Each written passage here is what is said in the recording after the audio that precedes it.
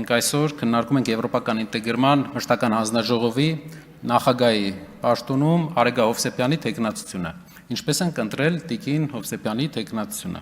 Նախ մենք մտածում էինք, որ պետք է լինի դիվանագետ։ Եվ նայելով նրա կյանքի անցած ճանապարհը, նա կրթությունը համ բակալավրիատը, համ մագիստրատուրան գերազանցությամբ ավարտած, Մասաչուսեթսի Բոստոն քաղաքում Տավցի համալսարանի դիվանագիտության դպրոցը ավարտած, Արցախի հանրապետությունում եւ Հայաստանի հանրապետությունում արտաքին գործերի նախարարությունում աշխատած մարդ է, ով պրոֆեսիոնալ է դիվանագիտության մեջ։ Մյուս մեր հանձնաժողովների ղեկավարները տարածքային կառավարման հանձնաժողովի ղեկավարը, տարածքային կառավարման նախարարության համակարգման տակ գտնվող ամենամեծ ընկերության պատասխանատուն է։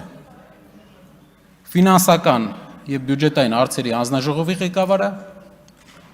մաքսային մեթոդաբանության մասնագիտության հիմնադիրն է Հայաստանում։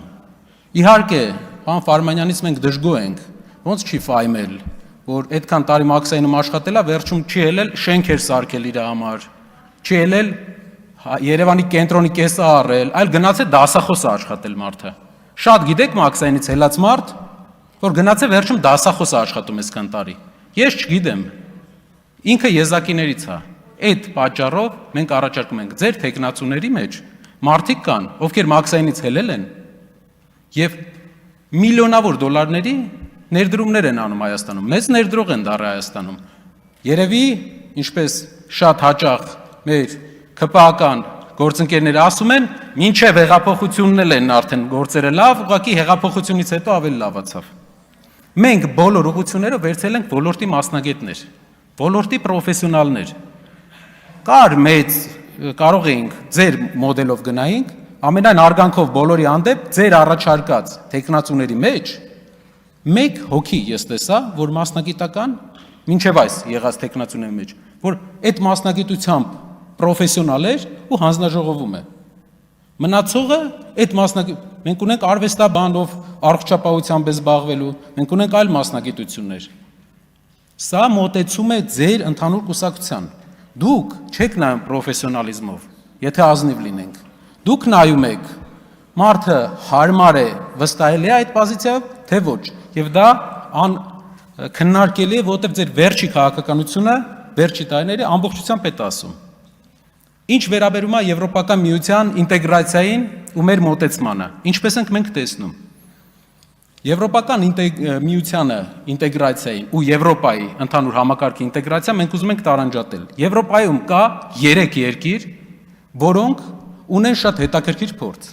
Առաջինը Նորվեգիան է, երկրորդը Շվեյցարիան, երրորդը Միացյալ Թագավորությունը։ Այս երկրները Շվեյցարիան, Նորվեգիան իրենց օրինակներով մի մոդել են ընդունել։ Իրենք չեն մտել Եվրոպական միություն, որովհետև համարել են, որ Եվրոպական միությունը քաղաքական կառույց է, բայց բոլոր իրենց ինստիտուտներով ինտեգրված են Եվրոպական համակարգի մեջ, Եվրոպական ազատ տնտեսական գոտու մեջ։ Ինչ է սա տվել։ Շվեյցարիան զերծ է մնում յուրաքանչյուր քաղաքական բախումներից, բոլոր բախումներից։ Նորվեգիան գտնվելով Արկտիկայի մոտ զերծ է մնում հակադրություններից։ Միացյալ Թագավորությունը այլ ճանապարհ է ընտրել։ Ինչն է Հայաստանի ճանապարհը։ Մենք տեսնում ենք, որ հայկական բոլոր ինստիտուտները մեր երկրի մենք պետքա տեղայնացնենք եվրոպական մոդելներով։ Մեծ մասը բաներ կա, մենք համաձայն չենք այդ մոդելների հետ։ Որպես պահպանողական ուժ, ընտանիքը թիրախավորող մոդելների հետ համաձայն չենք, բայց այլ մոդելների հետ, դատական համակարգ, տնտեսական քաղաքականություն, կրթական համակարգ մենք բերելու ենք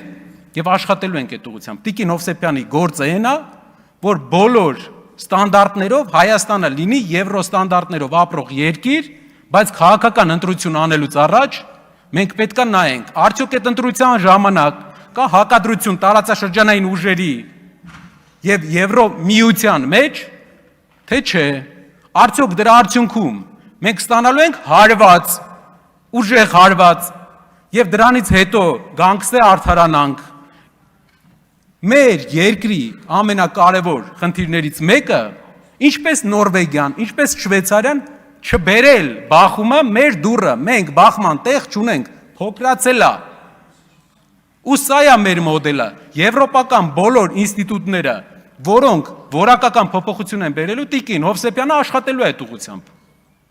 Ու կտեսնեք ինչ տարբերությամբ։ Ամենայն դեպս տարին մի անգամ ժողով չի անի։ Ինստիտուցիոնալ կաշխատի, դատական համակարգի ազատությունը վերջապես կունենանք։ Իսկ ինչ ենք մենք մտածում ընդհանրապես ձեզ հետաքրքրող Ռուսաստանի հետ հարաբերությունների մասին։ Ռուսաստանը Հայաստանին ապրանքների դիմաց անցած տարի ուղարկել է 3.2 միլիարդ դոլար։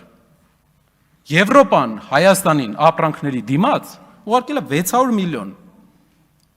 Ասեմ ավելին, 2 տարի առաջվա հետ համեմատած Եվրոպա դեպի արտանումը իջել է 23 թվի հետ համեմատած։ Ասեմ ավելին, այս տարի բարձրացել է, որովհետև ուղղակի պղնձի գինն է բարձրացել։ Չկա որակական, աշխարհի ամենամրցունակ շուկան է։ Եվ որն է մեր մոդելը։ Այն փողը, որ գալիս է Ռուսաստանից, դա գնում է թոշակների, զինվորականների աշխատավարձի, սոցիալական ծրագրերի։ Մենք չենք ուզում դա կորցնենք։ Պրոհայկական քաղաքականությունն այն է, որ ես չեմ ուզում հայի գումարը թողեմ ուրիշին, ուզբեկը ծախի այնտեղ, բելարուսը ծախի այնտեղ, թուրքը ծախի այնտեղ։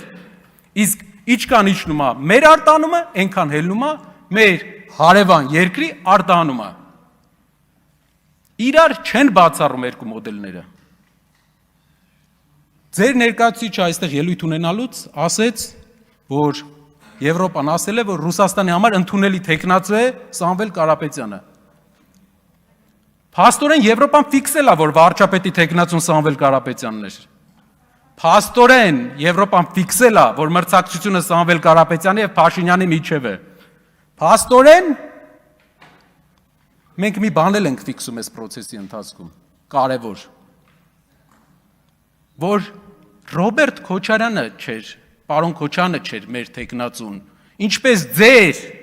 ամբողջ հմեկով ամբողջ մեդիա համակարգը ուզում էր ասել։ Եվ դրա համար դուք քաղաքական պատասխանատվության եք ենթարկվելու, որ մոլորեցնում եք մեր հանրությանը ամիսներով ասելով, որ ուժեղ Հայաստանի թեկնածուն Սամվել Կարապետյանը չի։ Դուք մեդիայով եւ անգամ թեզ էիք մտածել։ Ով էր մտածել։ Ով էր ձեր խորհրդատուն այդ թեզի։ Պատերազմի կուսակցություն։ Այո, իսկ գիտեք ով է պատերազմի կուսակցությունը։ Վերջի 8 տարվա ընթացքում 3 պատերազմ բերած կուսակցությունը։ Եռապատերազմի կուսակցությունը ԿՊՆ-ը, եռապատերազմի կուսակցությունը եւ 2.5 տրիլիոն դրամ պարտքի կուսակցությունը։ Անցնելու է 30 տարի, 50 տարի, պատմությունը ձեզ հիշելու է, որպես եռապատերազմի կուսակցություն եւ 2.5 տրիլիոն դրամ պարտք վերցրած։ Մեր երկրի ինչ սարքել եք, դուք կարայիք տասնյակ հազարավոր դպրոցներ սարքեիք այդ գումարով, կարայիք տասնյակ հազարավոր կիլոմետրեր ճանապարհ սարքեիք, բայց դուք սարքել եք ընդամենը 135 ավարտել եք դպրոց այս պահին, տարին 12 դպրոց եք ավարտել, 2.5 տրիլիոն փող վերցնելու։ Երբ որ խոսում ենք քարոզչական թեզերից, պետք է հիշենք, որ քարոզչական թեզերը երկու թև ունեն։ Եվ այն քարոզչական թեզը, որը դուք ժողովրդին մանիպուլացնելով այսքան տարաք, այսօր այս հողի վրա մենք մեր ներկայությամբ եւ Եվրոպական միության հաշվետվությունը պայթացրեց, որովհետեւ վարչապետի թեկնածուն Սամվել Կարապետյանն էր, նրանք դա ընդունեցին եւ ձեր թեզերը իրական չեն։ Շնորհակալություն։